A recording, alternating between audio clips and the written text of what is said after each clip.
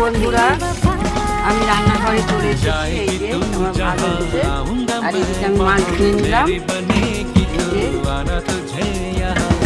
আজকে আমি রান্না করব এই যে মাছের মাথা দিয়ে ডাল আর হচ্ছে মাছের ঝাল। তোমাদের দেখাবো কি রান্না করেছি। লাল করে মাছগুলো ভেজে নিতে হবে, ভালো করে নাড়াচাড়া করে।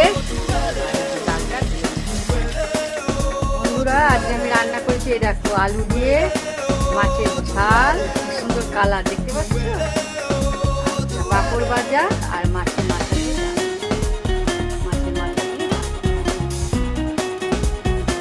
তোমরা কে কে